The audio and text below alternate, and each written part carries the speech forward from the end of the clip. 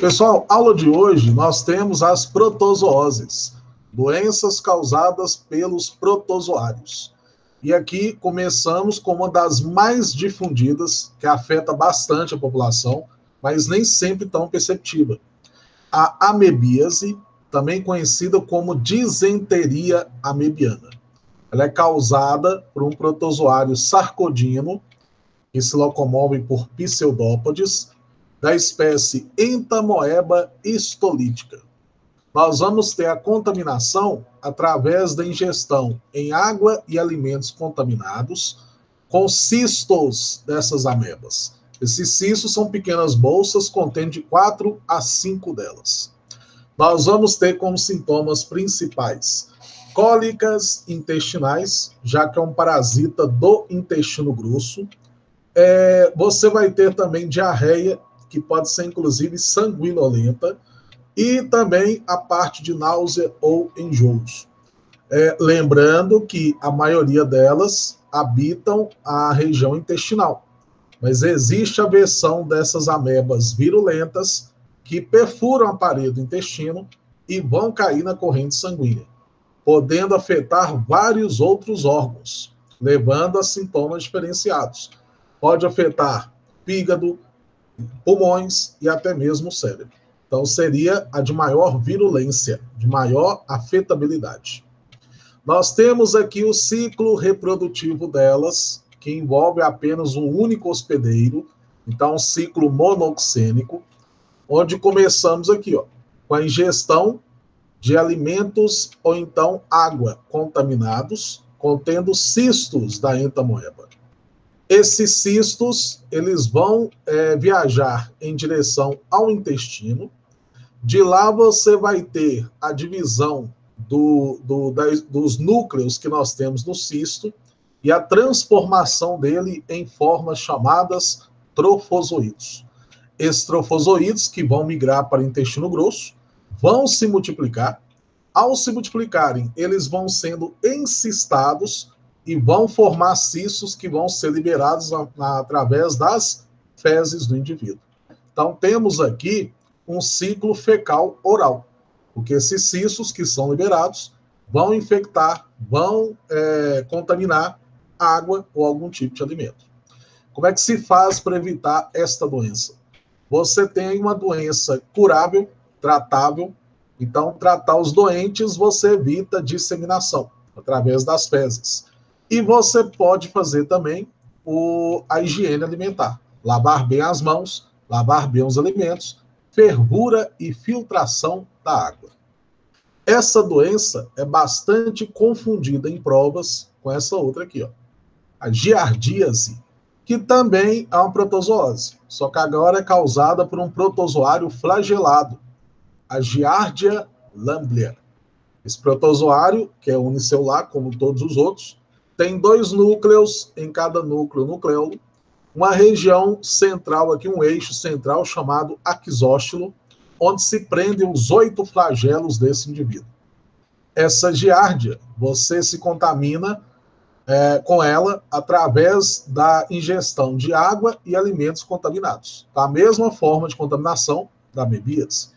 Só que a giardia habita o intestino delgado, podendo causar lá enterite, até dificuldade de absorção de nutrientes, pode levar a quadros de diarreia, flatulência excessiva, gases e as fezes amareladas, além de poder também causar dor abdominal, perda de peso ou até mesmo azia.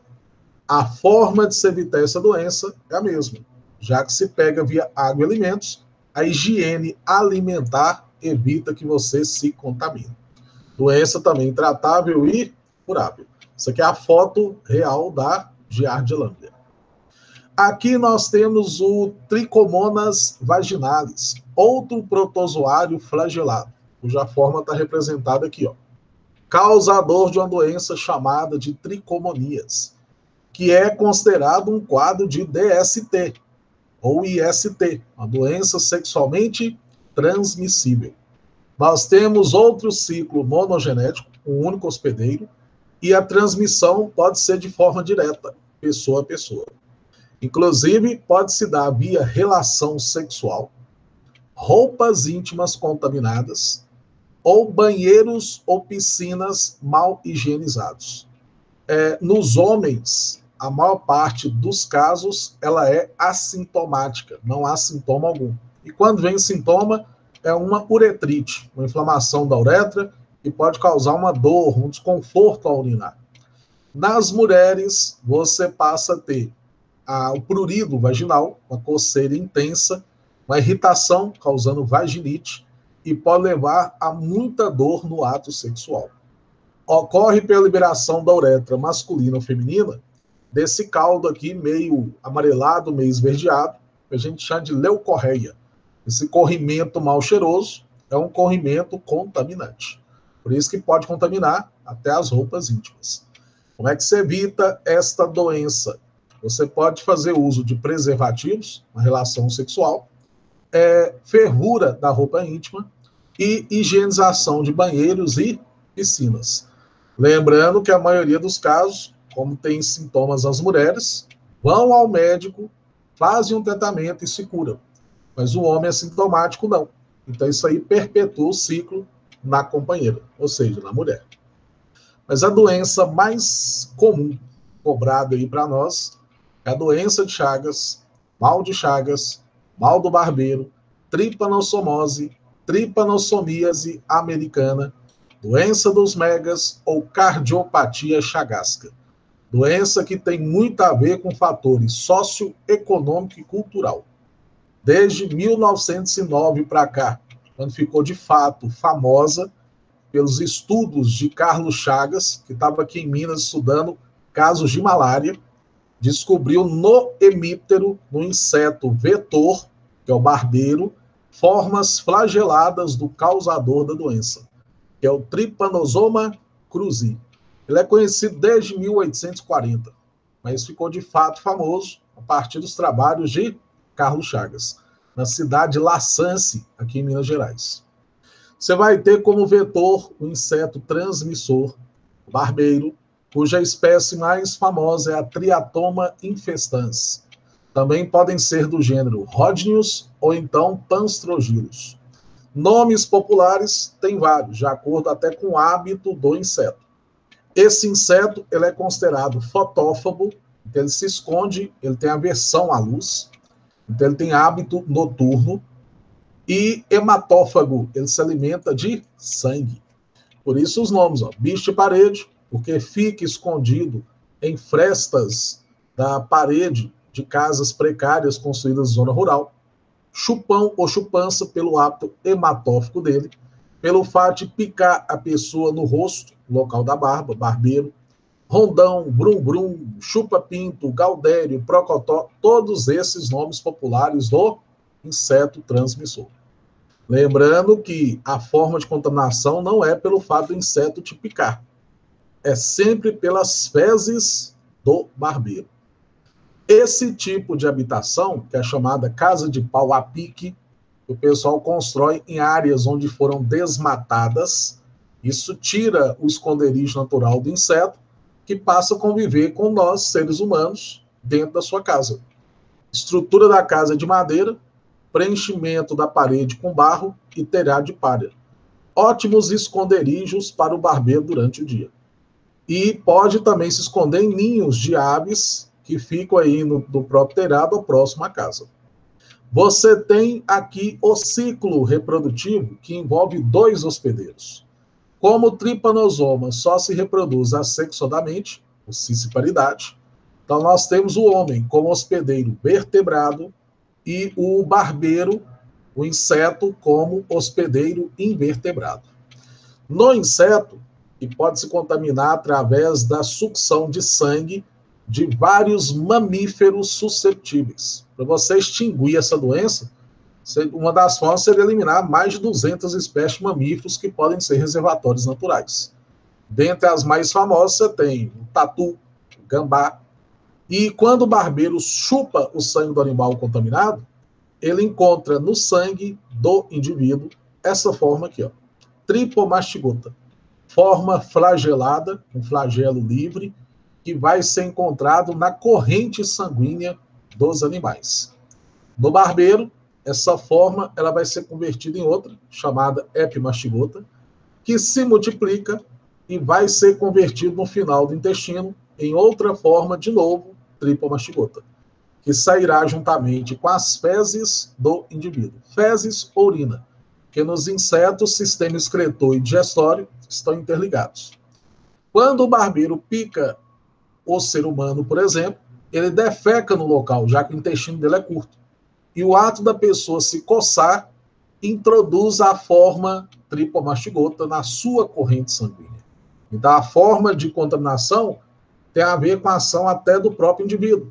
O ato de coçar, esfregar as fezes do barbeiro no ferimento que ele deixa na pele da pessoa. Quando a pessoa acordar, vai estar uma inflamação, chagoma, com um borrão de fezes em volta. Ou seja, foi a contaminação. Essa forma tripomastigota cairá na corrente sanguínea e vai invadir vários tipos de células no corpo da pessoa. Pode invadir células do esôfago, pode invadir células do intestino ou até mesmo do coração. Onde ela invade, ela se modifica em uma forma não flagelada, que é a forma amastigota, que vai se multiplicar dentro das células e pode causar até uma flacidez na musculatura da parede desses órgãos, podendo levar ao megaesôfago, onde a pessoa tem dificuldade de deglutição, megacólon, com dificuldade de defecação, e a cardiomegalia, que é o sinal clínico mais grave e pode levar à dilatação excessiva do coração. Caindo na corrente sanguínea, já na forma tripomastigota, que pode invadir outras células e o ciclo se perpetuar. Na fase aguda inicial, é possível detectar a forma tripomastigota no sangue. Na fase crônica, você já vai detectar via presença de anticorpos. Aqui você tem a forma tripomastigota, foto real. Aqui a animação dela na corrente sanguínea, que é a forma flagelada. Mas nos órgãos, ao se insistar, está na forma amastigota, que é a forma multiplicante.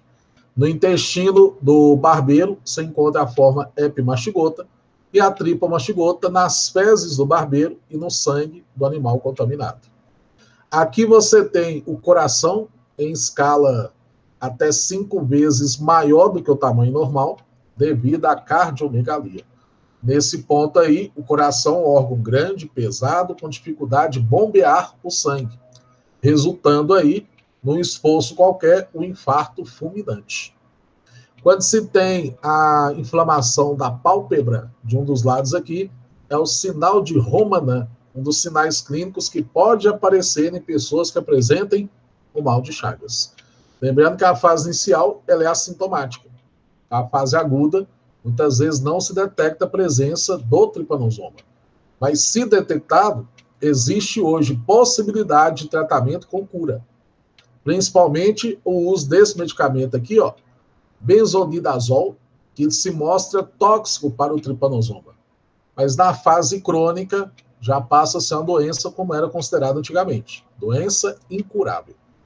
Aqui a forma principal de contaminação, contato do homem com o barbeiro, não pela picada, mas pelas fezes do indivíduo. E o problema de Chagas são as várias possibilidades de transmissão. Tanto é que aqui, ó, apesar de ser uma doença comum das Américas, América Latina, Central e do Sul, existem focos isolados aí na América do Norte, Europa, Oceania e até alguns casos na Ásia, devido às várias formas de possibilidade de contaminação, que envolve transfusão sanguínea, hoje menos comum, porque tem hemocentros, amamentação, a mãe pode repassar para o recém-nascido, ou até mesmo antes de nascer, porque ela pode ser uma doença congênita, passada via placentária. Pode ser por caldo de cana ou caldo de açaí in natura, contendo fezes do barbeiro ali que foi triturado, que foi esmagado. Pode ser por transplante de órgãos ou até mesmo por acidente laboratorial. Das 6 milhões de pessoas infectadas na América Latina, há uma possibilidade de risco de contrair a doença de 70 milhões de pessoas pelo mundo, sendo que a cada ano 14 mil pessoas morrem chagascas. Inclusive, até o fato do maior naturalista inglês, o Charles Darwin, ter vindo aqui nas Américas, especula-se que aqui adquiriu o mal de Chagas. Quando se trata da doença de Chagas, você tem aqui um videozinho bem rápido, bem curto, para você notar o ciclo de vida do Trypanosoma. Assistam aí, rapidão. O ciclo de vida do Trypanosoma cruzi no homem. A contaminação de um hospedeiro vertebrado ocorre quando a fêmea do barbeiro, que é hematófaga, pica um mamífero para se alimentar. Após a ingestão do sangue, geralmente o inseto defeca e urina, e se estiver infectado, deposita sobre a pele a forma infectiva do Trypanosoma cruzi, que é denominada Tripomastigota metacíclico. Observe que esta forma apresenta grande motilidade.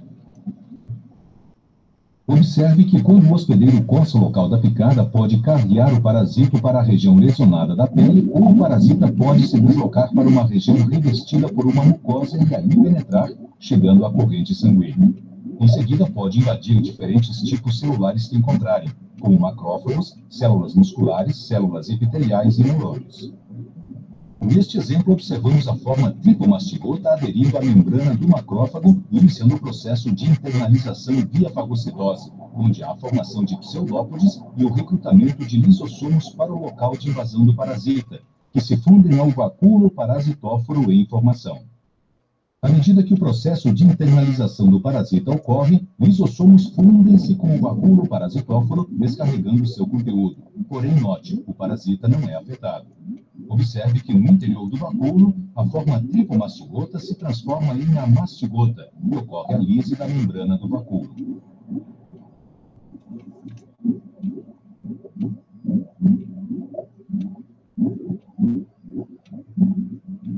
Observe que no citoplasma, a forma amastigota se multiplica por fissões binárias sucessivas. Acompanhe como as células se multiplicam no interior do macrófago. Repare quantas formas amastigotas estão surgindo com as divisões sucessivas, podendo ocupar todo o citoplasma da célula hospedeira.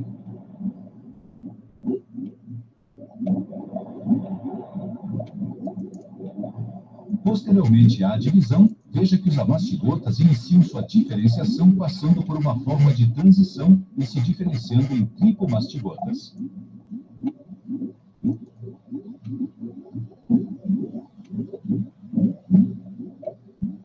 Note que as formas tripomastigotas apresentam um movimento constante e intenso, rompendo a célula hospedeira e sendo liberados no espaço extracelular.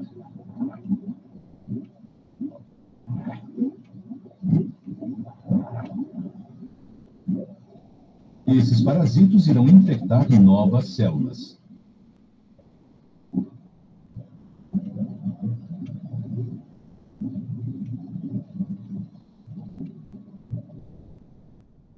Bom, vocês viram um videozinho aí curto sobre o ciclo de vida do Trypanosoma, aí no caso, especificamente no hospedeiro definitivo.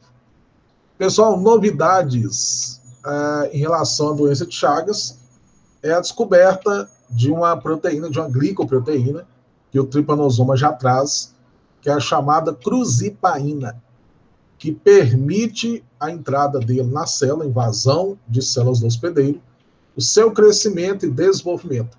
Então, seria uma enzima crucial, seria uma proteína crucial para a parasitação dele. Mas foram descobertos também inibidores dessa cruzipaína, que poderia impedir, portanto, o sucesso dele na parasitação. O pessoal tem chamado de chagazinas. Então, seriam inibidores que impedem, portanto, o crescimento e desenvolvimento do protozoário. Bom, aqui nós temos agora as leishmanioses, doenças causadas por protozoários do gênero Leishmania, que são doenças de caráter deformante, por causarem ulcerações, feridas em várias partes do corpo. Aqui, o mosquito transmissor da doença é o mosquito pária, cangária, cangarinha, também chamado de birigui, tatuquira, maruim, que é um inseto vetor da doença, que pode ser do gênero Lutsomia, cuja espécie mais famosa é o Lutsomia longipalpis, ou então do gênero Phlebotomus. Então, nós temos a transmissão feita através de um inseto vetor. Só que aqui vai se dar pela picada direta da fêmea do Lutsomia. A leishmaniose cutânea ou tegumentar também é conhecida como ferida brava, úlcera de Bauru, ou também chamada de doença do nariz de anta. É causada pela Leishmania brasiliensis e causa ulcerações na pele do indivíduo, podendo levar também a deformações nasofaríngeas, atingindo a região nasal, que incha e cede um pouco, e depois temos a corrosão ulcerosa da estrutura nasal. Essa leishmaniose, que foi bastante comum ali no interior de São Paulo, por isso os nomes aí, úlcera de Bauru e o birigui associado aí. O calazar, que é a leishmaniose visceral, está relacionada com ulcerações em órgãos viscerais, podendo afetar vários deles. O termo calazar foi aportuguesado, de cal-azar, que quer dizer manchas enegrecidas. Essa é causada pela Leishmania donovani, ou Leishmania chagas, e sempre o inseto vetor envolvido. Sendo que antigamente a gente tinha um ciclo silvestre, raposa, inseto, raposa, e passamos até a domiciliação do inseto vetor, constituindo um ciclo urbano. Cão, inseto, homem. Não há transmissão direta do cão para o ser humano. Então tem um inseto aí como intermediário.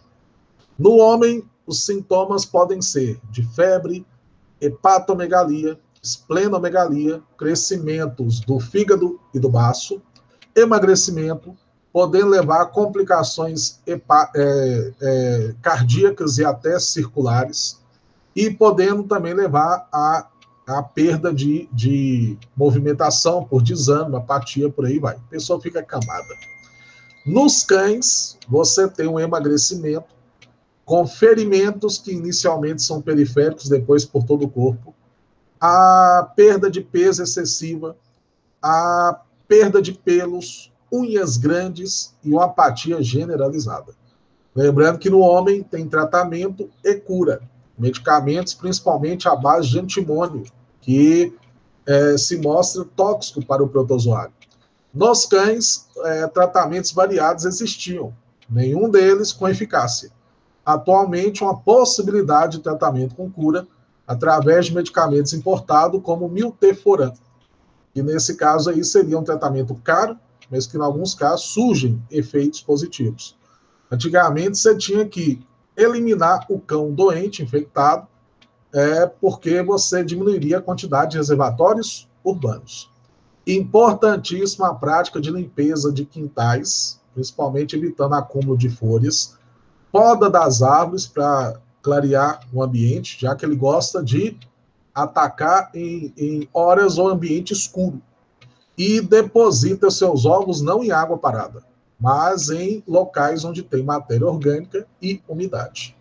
Uma das formas de combatê-lo seria o uso de inseticidas. O fumacê, por exemplo, que as prefeituras geralmente realizam nas cidades. Telas em portas e janelas, os mosquiteiros em volta da cama, evitando assim contato direto com o inseto vetor.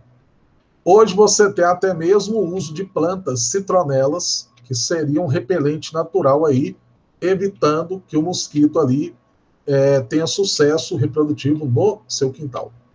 Doença bastante comum, que pode ser inclusive letal, tanto ao homem quanto para o cão, que é o reservatório principal aí natural. Então hoje, pelo menos a possibilidade de cura dos cães, nós temos.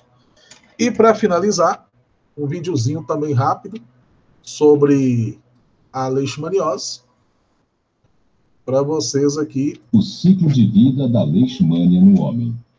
A infecção de um hospedeiro vertebrado ocorre quando a fêmea do flebotomínio, conhecida popularmente como mosquito palha, que é hematófaga, pica um mamífero para se alimentar. Observe que durante a ingestão de sangue, o inseto infectado inocula a forma promastigota metacíclica, que penetra na pele do hospedeiro. Repare que o parasito pode invadir uma gama de células como células dendríticas, fibroblastos,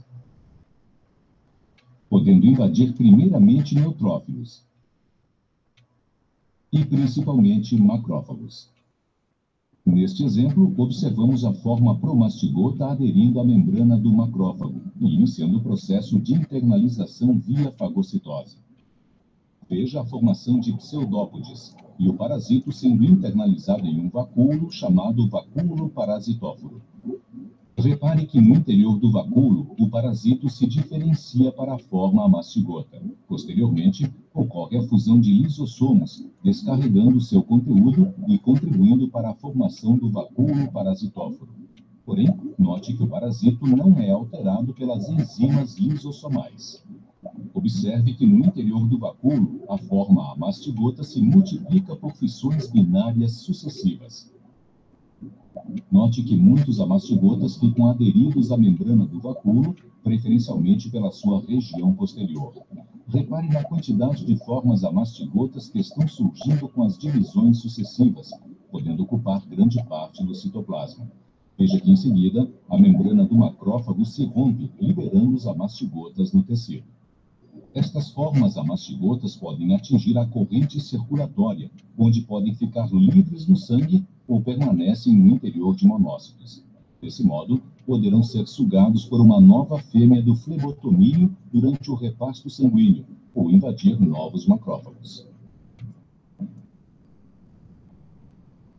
E contribuindo para... Reparem, então, que quando se trata aí da leishmaniose e doença de Chagas, a forma multiplicante nas células é sempre a forma amastigota, mas a forma infectante varia. Da doença de Chagas, a forma tripomastigota. Da leishmaniose, a forma promastigota. Então, ficamos aqui nessa aula de protozoose e na próxima, mais protozoose. Até mais.